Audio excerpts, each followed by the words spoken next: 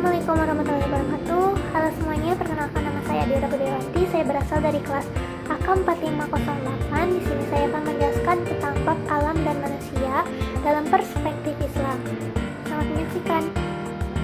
Dalam bab ini ada 6 poin bab besar. Yang pertama ada pengertian, yang kedua proses penciptaan manusia, yang ketiga potensi dasar manusia, yang keempat sifat dasar manusia, yang kelima tugas fungsi dan peran manusia, dan yang terakhir ada manusia dari alam ke alam. Yang pertama tentang pengertian. Manusia, menurut KBBI Indonesia, manusia adalah makhluk yang berakal budi dan mampu menguasai makhluk lain. Menurut Muhammad Daud Ali, manusia merupakan ciptaan Tuhan yang unik. Sedangkan dalam Quran Surat At-Tin ayat 4 jelaskan bahwa manusia itu merupakan makhluk yang paling sempurna. Sedangkan di dalam Surat Al-A'raf ayat 179 dengan pengertiannya menjelaskan tentang pengertian manusia, yaitu mereka memiliki hati tetapi tidak dipergunakannya untuk memahami ayat-ayat Allah, dan mereka memiliki mata tetapi tidak dipergunakannya untuk melihat tanda-tanda kekuasaan Allah, dan mereka punya telinga tetapi tidak dipergunakannya untuk mendengar ayat-ayat Allah. Mereka seperti hewan ternak, bahkan lebih sesat lagi. Lalu di dalam Al-Quran, manusia itu disebut Bani Adam, Bashar, Al-Insan, dan Anas. Dimana kalau Bani Adam ini terdapat dalam Quran Surat Al-Isra ayat 70, dimana manusia itu merupakan keturunan Nabi Adam. Lalu ada Bashar, dijelaskan dalam Quran Surat Al-Kahfi ayat 110, dimana manusia itu secara fisik, biologisnya itu sama, tidak ada perbedaan antara satu yang lainnya. Lalu yang ketiga ada Al-Insan. Al-Insan dijelaskan dalam Quran Surat Al-Insan ayat 1, dimana manusia itu merupakan memiliki keistimewaan, yaitu sebagai khalifah di bumi agar manusia dapat hidup dengan menggunakan potensi yang dimilikinya seperti fitah, akal, dan kolbu dengan tetap berpedoman kepada ajaran ilahi.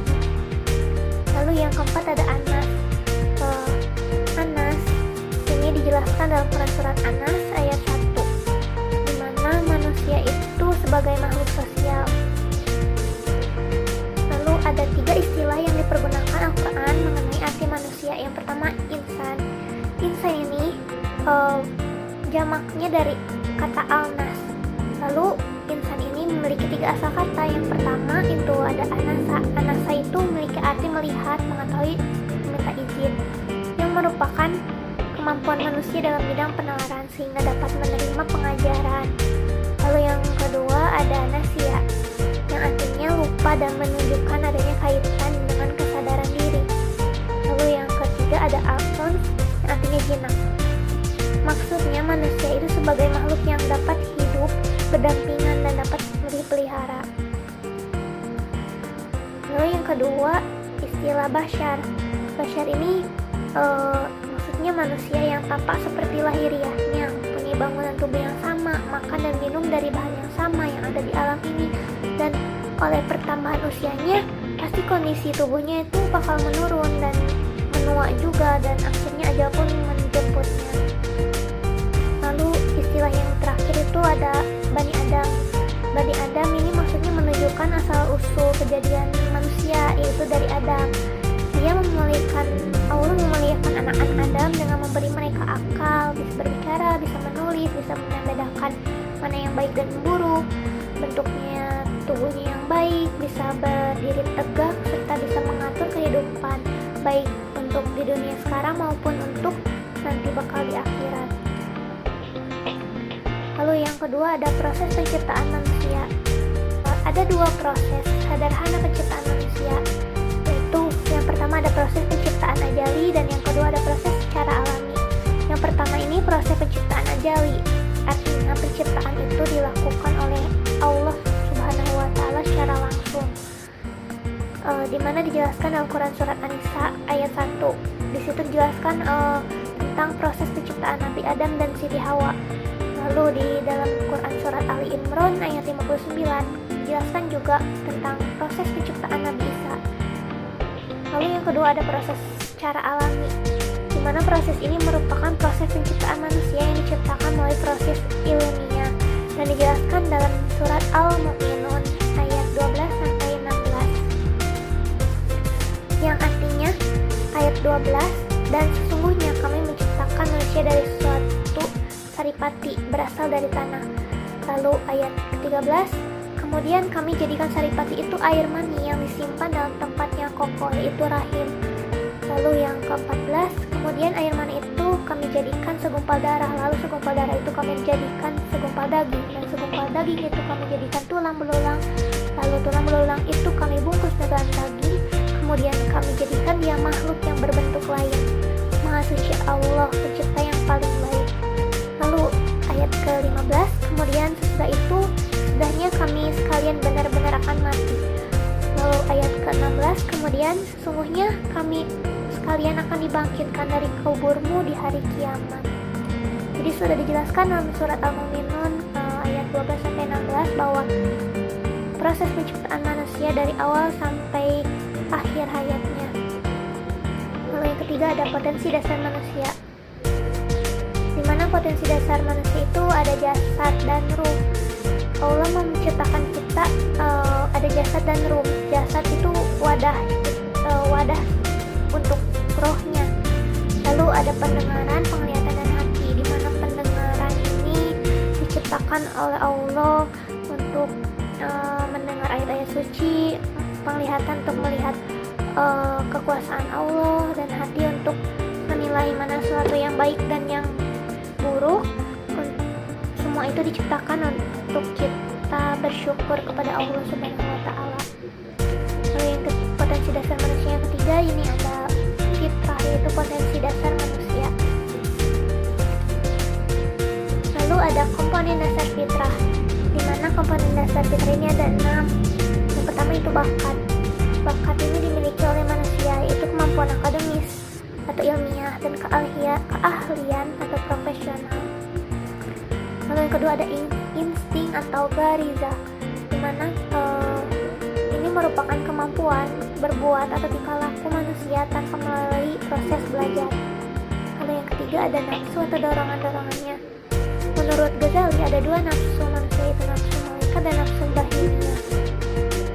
Lalu yang keempat ada karakter atau watak tabiat manusia, yaitu terbentuk dalam diri manusia masing-masing. Lalu yang kelima ada hereditas atau keturunan. Yang keenam ada intuisi, yaitu kemampuan psikologis manusia untuk menerima ilham Tuhan yang mendorong manusia berpikir dan berbuat.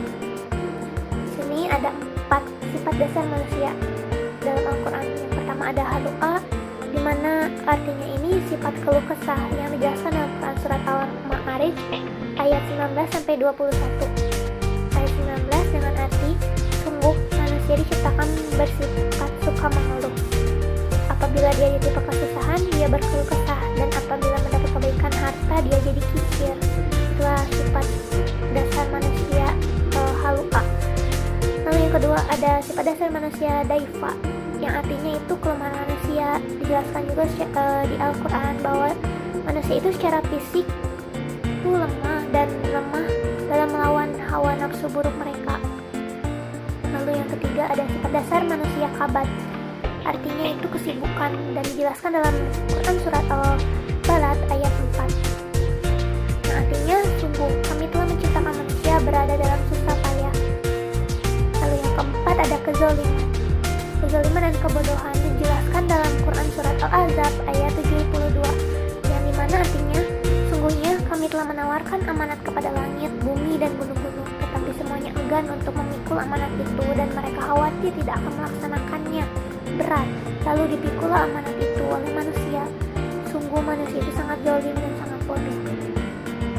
Lalu yang kelima ada tugas, fungsi, dan peran manusia, di mana tugas, fungsi, dan peran manusia ini yang pertama itu adalah yang paling utama adalah manusia wajib untuk beribadah kepada Allah Subhanahu wa Ta'ala.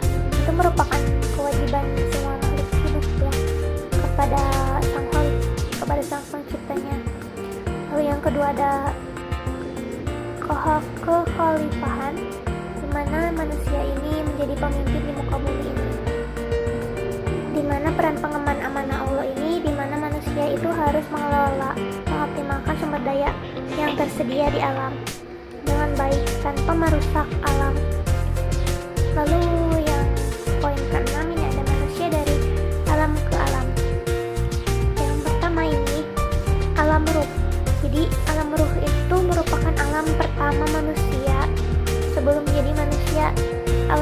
itu alam goib. Jadi alam goibnya tuh gak diketahui di mana tempatnya, gak ada yang tahu juga. Dan tempat roh ini diciptakan oleh Allah Subhanahu wa Ta'ala sebelum meniupkan roh ke dalam tubuh kita.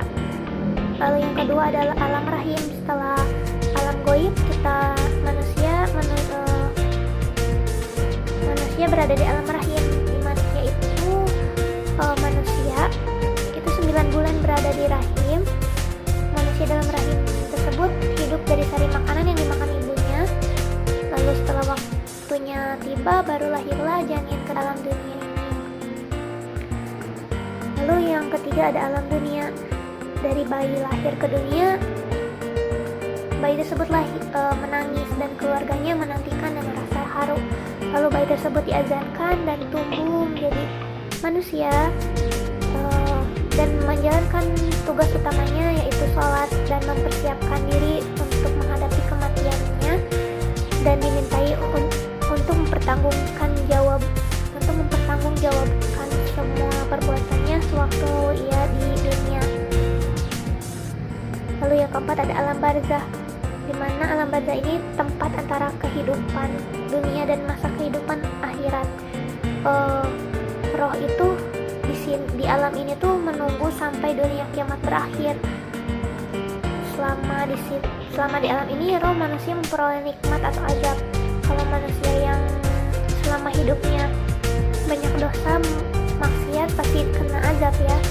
Dan kalau manusia yang soleh selalu menaati apa yang diperintahkan oleh Allah dan menjauhi larangannya, pasti memperoleh nikmat. Lalu yang kelima ada alam akhirat, di mana alam akhirat ini merupakan alam yang tempat roh manusia dari dulu yang sudah meninggal dari dulu sampai yang meninggal terakhir itu dihidupkan kembali di sini dan kekal selamanya. Dimana di sini tuh kita semua tuh diperiksa atau dihisap segala amal ibadah dan perbuatan kita selama di dunia. Di alam ini, di alam akhirat kita dikumpulkan di suatu padang yang sangat luas, yaitu disebut dengan padang mahsyar. Setelah sudah dihisap, kita akan tahu mana yang kita ditempatkan bakal masuk neraka atau surga, tergantung dengan amal perbuatan kita sewaktu di dunia. Sekian dan terima kasih. Mohon maaf bila ada